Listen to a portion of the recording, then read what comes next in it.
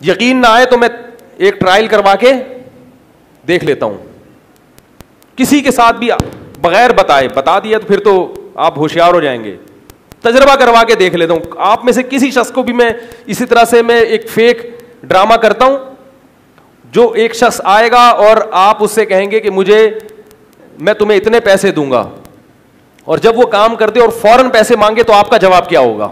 آپ 99% لوگوں کا جواب یہی ہوگا کہ بھائی اتنی بھی کیا جلدی پڑی ہوئی ہے, میں کوئی بھاگا جا رہا ہوں, ابھی میرے گھر کا یہ مسئلہ ہے, ابھی ایکچولی بینک میں پیسے نہیں ہیں, ابھی 1 تاریخ کو تنخواہ ملے گی, ابھی یہ ہوگا, ابھی یہ ڈرامے بازی کیا ہو جاتی ہے, شروع ہو جاتی ہے. داڑھی والے, نمازی, پرہیزگار, خلیفے تک یہ کام کر رہے ہیں, چاہے بزرگوں سے خلافت ملی بھی ہو, اللہ ماشاء اللہ.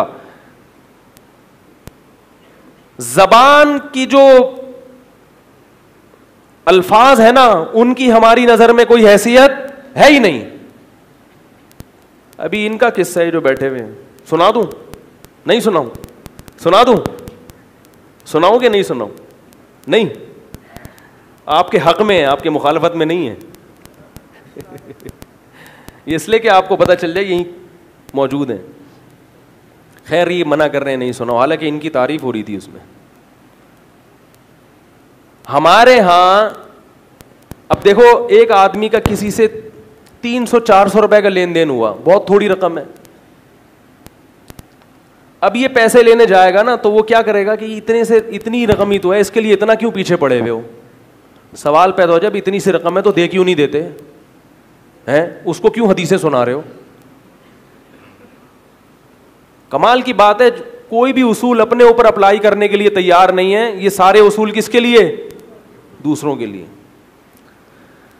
میں نے اپنی زندگی میں نمازیوں سے معاملات کر کے دیکھے ہیں, ان لوگوں سے جن کے مدرسوں میں وقت لگے, دیندار ہیں, پیسوں کے معاملے میں کلیئر نہیں ہوتا کوئی بھی, الا ماشاءاللہ 0.001%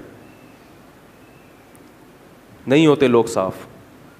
اس لیے میں ممبر پہ بیٹھ کے کہتا ہوں, اس زمانے میں دنیا کا سب سے بڑا بیوقوف یہ ہے جو کسی کو نمازی سمجھ کے اس کو پیسے دے دے کہ یہ ٹائم پہ ادا کر دے گا. نہیں ادا کرے گا وہ. یہ جب تک ڈنڈا اور کوڑا نہیں, میں نے ان صاحب سے کہا کہ میں نے کہا 2 غنڈے لے کے جاؤ اس کے گھر پہ جس نے لاکھ روپے دینے ہیں, اور اس کو گریبان سے پکڑ کے باہر نکالو, 2-4 مکے لگاؤ, اس کا باپ بھی دے گا. بات نہیں آ رہی. مولانا طارق جمیل صاحب کے اخلاق بہت اچھے ہیں بھائی, کیونکہ لوگ مجھے پہ طنز کرتے ہیں, ان کا اسٹائل, اخلاق, اور آپ کیا بات ہے بھائی, وہ بہت بڑے بزرگ آدمی ہیں, ان میں بڑی برداشت ہے. ہم پاگل لوگ ہیں, ٹھیک ہے, ہمیں اتنی برداشت نہیں ہے. کوئی انسانیت ہے یہ. میرا کسی سے ماضی میں 15-20 سال پہلے کوئی ایگریمنٹ ہوا,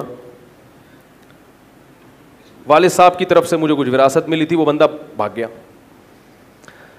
جب بھی آؤ تو ایسا چہرہ ایسا بنائے گا جیسے اس سے زیادہ بھوکا ننگا دنیا میں کوئی ہے ہی نہیں. بھوکا ننگا اس سے زیادہ دنیا میں کوئی ہے ہی.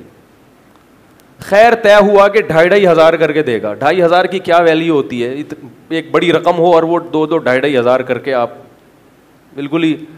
لیکن خیر کچھ لوگ درمیان میں پڑے, انہوں نے طے کر دیا. میں نے کہا یہ فراڈی آدمی, اس کو میں چھوڑوں گا نہیں. مجھے پیسوں کی الحمدللہ ضرورت نہ پہلے تھی نہ اب ہے. میں نے کہا کوئی ہم سے زکوٰۃ کے نام پہ لے جائے نہ دے دیں گے, بدماشی کر کے لے کے جائے, اس کمبخت کو چترول جب تک نہیں پڑو, اسے جب تک آپ میں دم ہے اسے نکالو پیسے. معاف نہیں کرو ایسے آدمی کو کبھی بھی, کیونکہ معاف کر دیا وہ اور لوگوں کی جیبیں بھی کاٹے گا.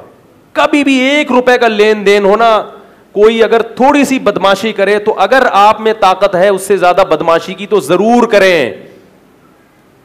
سمجھ میں آ رہی ہے؟ پولیس کو لے جائیں, پولیس کو بول دیں, یہ سارے پولیس کو بولے پیسے نکال کے سارے تمہیں دے دوں گا, نہیں چھوڑو اس کے پاس, سارے تمہیں دے دوں گا, وہاں سے نکالو.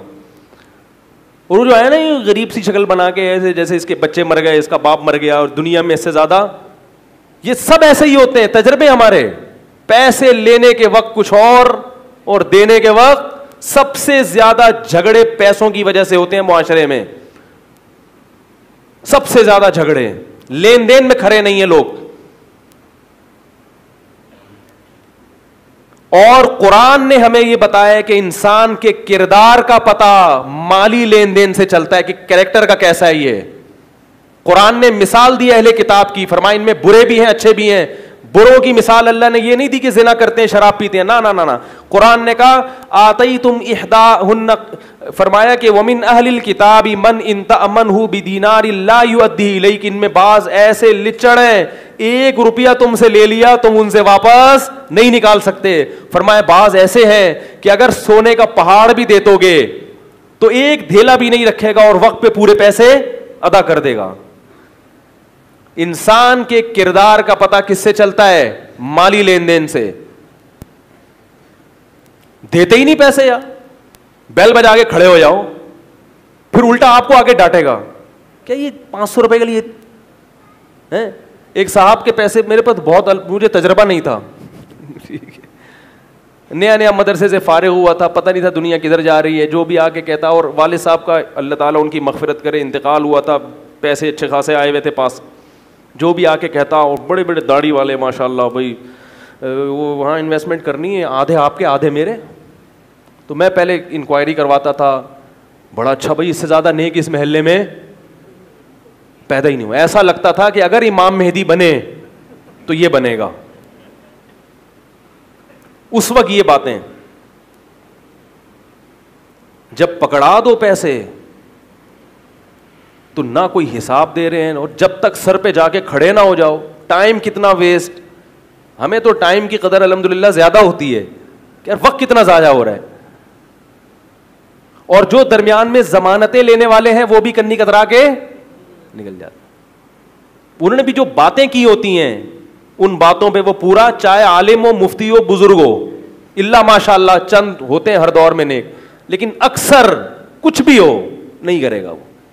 وہ اس وقت ضمانت لے گا, اس نے نہیں دیے تو میں دوں گا, بعد میں جاؤں نا اس نے نہیں دیے تو آپ کہہ رہے ہیں میں نکلواؤں گا اس سے, آپ بے فکر رہو. بھائی نہیں دے رہا, کہہ رہے میں نکلواؤں گا, نکلوا لو. بھائی یہ بدماشی کا دور ہے. سمجھ, یہ کس کا دور ہے؟ جس کی لاٹھی بھینس بھی اسی کی.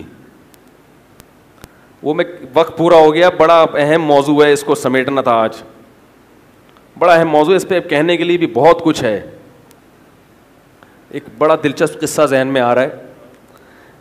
ایک اونٹ اور ایک بیل اور ایک دمبا کہیں سفر کرتے ہوئے جا رہے تھے. اونٹ, بیل اور دمبا. بھوک لگی تینوں کو, گھاس کی ایک گٹھری نظر آئی. اب گٹھری ایک ہے, کھانے والے 3. اب تینوں میں پھڈا ہو گیا, کون کھائے گا, ہے بھائی. تو تینوں نے کہا کہ بھائی ایک ہم میں جو سب سے پہلے دنیا میں آیا ہے نا, جو پرانا ہونا ثابت کر دے, وہ یہ گٹری کھائے گا, کیونکہ وہ بزرگ ہے. یہ ہم سے, یعنی سب بزرگوں کا احترام ہوتا ہے نا, تو جو سب سے پہلے دنیا میں جو نسل آئی ہے وہ کھائے گی. دمبے نے کہا لو بھائی میں حقدار ہوں. کیوں بھائی تم کیوں حقدار ہو؟ اس نے کہا ابراہیم علیہ السلام نے جب بیٹا ذبح کیا تھا وہ نہیں ہوا تو اللہ نے جنت سے کیا بھیجا تھا؟ سب نے کہا دمبا. اس کا مطلب میں اتنا پرانا ہوں. ویسے حقیقت کوئی اس کا پتہ نہیں ہے دمبا تھا وہ کیا تھا, لیکن چلو ایک فرضی واقعہ ہے. تو اس نے کہا اس کا مطلب میں ابراہیم علیہ السلام کے دور میں بھی تھا. اونٹ کی آنکھیں چکرا گئیں. بیل نے کہا کہ جب آدم علیہ السلام دنیا میں آئے تھے تو کھیتی باڑی تو کی ہوگی نا, کچھ پیاز ویاز گندم اگایا ہوگا, تو کیا ٹریکٹر ایجاد ہو گئے تھے؟ انہوں نے کہا نہیں. کر رہے پھر کس سے کھیتی باڑی کرتے تھے؟ انہوں نے کہا بیل سے. بیل نے کہا میں تجھ سے بھی پرانا ہوں. اب اونٹ کا دماغ کیا ہو گیا؟ چکرا گیا.